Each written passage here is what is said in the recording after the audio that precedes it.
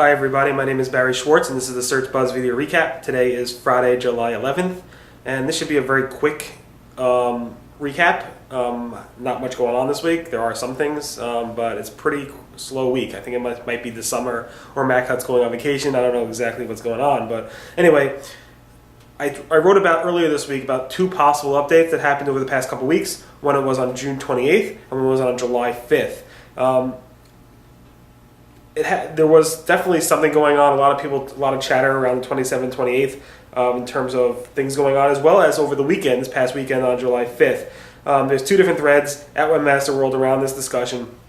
There's not a lot of chatter, or enough chatter to actually, say that actually something happened, but on July 5th there was actually a lot of chatter over the July 4th weekend, which is interesting because obviously traffic does go down, but at the same time people are following rankings as well. So you can see here's the Mozcast. It doesn't really show much on the 28th, but it does show a lot on the 5th and so forth. You can see they all pretty much agree.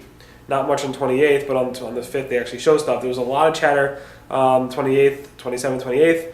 Not so much chatter into the 5th because of the July 4th holiday weekend, but we definitely see patterns of both possible updates around that time.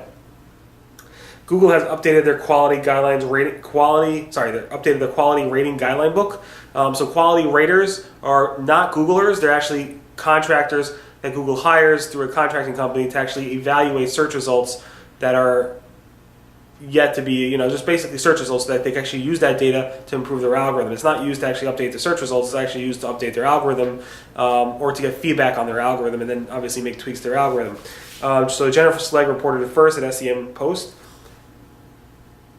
The SEM Post, and basically she reviewed it in detail and they said there was like this whole EAT thing where it's expertise, authoritativeness, and trustworthiness. Anyway, we actually got a copy of the quality guidelines if you want to read it over the weekend. There's a link to it at the bottom over here. It's pretty detailed. Again, it's not how Google rates it, how Google actually ranks stuff, but it talks about what Google's looking for around that type of topic, around the quality and stuff like that.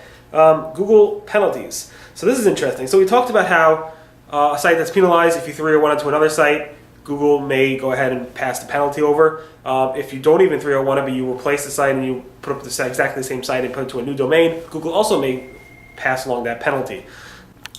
Sorry about that.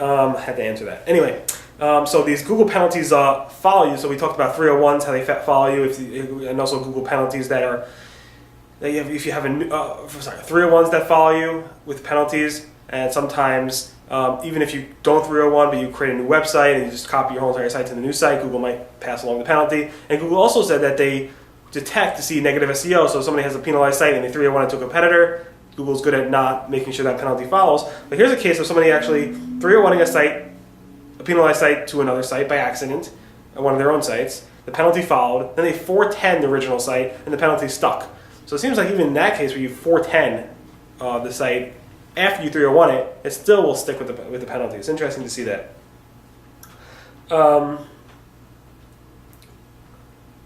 So another thing we covered was we talked about this before. Like, you penalize your site's in a big hole, stuff like that, and sometimes it's better to start fresh because you dig yourself in such a hole that you're not starting from here, you're starting from here, and then you have to actually go back up to the starting level because you dug yourself into this hole, and then when you get over here, then you have to start moving up again. So sometimes it makes sense to just scrap everything and start from a level playing field. So John Mueller from Google actually went ahead and wrote about this again, and he actually recommended to somebody else, say, hey, sometimes, start fresh. Kill your other sites and just start fresh, and it was interesting to see that once again. More talk about the Google Sandbox 2.0. There's another Black Hat thread in a different forum talking about how, with actually data showing how typically they rank very well very quickly, but now the churn and burn is not really working as well for them. So it looks like Google is actually going after more churn and burn Black Hat SEO by putting these new sites into some type of sandbox or waiting period like they had back in 2004. It's not confirmed. People are actually talking about it. We covered this about a couple weeks ago, and it's very interesting to see people talk about that. Google AdWords Editor released a new version this week, 10.5. The main things are that it now supports shopping campaigns better and also product grouping. So if you are an AdWords Editor user, you definitely want to get that update. Google Maps has released a drawing tool, which is pretty cool. You actually draw anything and it'll actually show you the distance of that drawing. So usually it's from point A to point B, and you want to see how far it is for a certain walk or biking thing or whatever it might be, you can actually draw on Google Maps, which actually gives you the distance. Google Maps, the original version, before this new version, actually had this feature, but I guess it went away, and now they brought it back. And if you're interested in seeing what Google's actually thinking about in the future, you definitely want to check out this interview with Larry Page and Sergey Brin, who actually answered, it was like a 40-minute interview with somebody who actually didn't invest in Google when they had the opportunity to way back. They could have bought Google for $10 million or something like that, and they didn't, or $1.5 million, and they didn't. In any event, you definitely want to take a look at this video. It's very, very interesting.